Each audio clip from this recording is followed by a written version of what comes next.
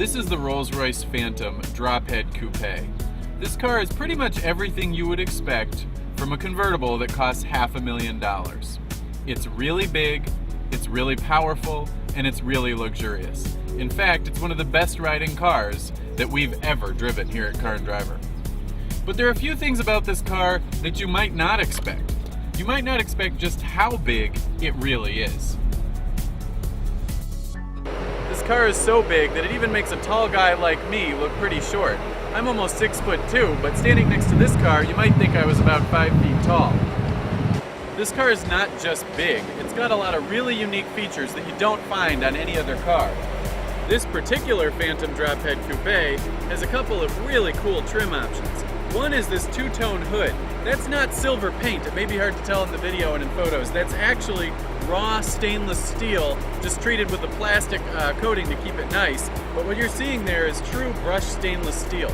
You can see that solid metal there. You really know that it's solid when you try and shut it. It takes a pretty darn firm slam. I haven't experienced that since a 1978 Volvo 240. It's got a teak wood deck, the same kind of teak used in a really nice yacht. And this little swath of wood here that surrounds the deck and the top of the instrument cluster costs thousands of dollars. The hood ornament, known as the Spirit of Ecstasy, it's a flying lady, is shared with the Phantom sedan. And it's engineered so it's pretty hard to steal. You'll notice that, let's say I was some kind of miscreant trying to steal it, I wiggle it falls back down into the car automatically to protect it.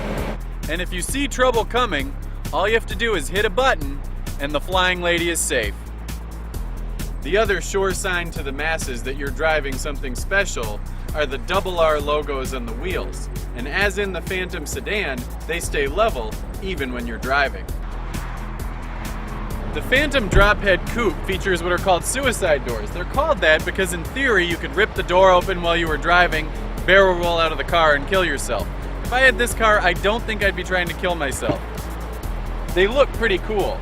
The best part about it is that because it would be pretty hard to reach back and close that door, especially if you're of the age group that typically buys this car, they've equipped it with an automatic closing feature. You simply touch a button and the door closes itself. It's a pretty neat trick. The Phantom shares some of its electrical subsystems with the previous generation BMW 7 Series. That means it has the not great iDrive system. But the system has been improved in the Phantom. You can close the screen and see nothing but a beautiful clock. Like the Phantom sedan, the Drophead Coupe also has little umbrellas in the door jambs. And it's got a drying system, so even if you put it in wet, it won't get all mildewy and gross. For absolutely no reason at all, the trunk not only opens up, but in case you have a bigger load, you can also open it down like this. This is the first convertible that comes to mind that has this kind of frippery. It's kind of funny because the trunk, once you open it, isn't that big, but I guess if you can do it, you do if you're Rolls-Royce.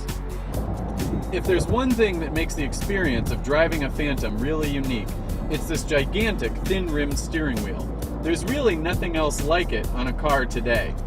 Look through the steering wheel at the power reserve gauge, floor the gas and watch it go down to about 10% right before it shifts, and you'll know you're driving a thoroughly modern vehicle.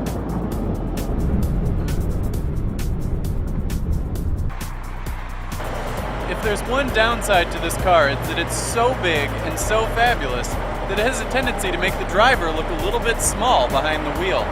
I guess that's why the rich don't have to diet.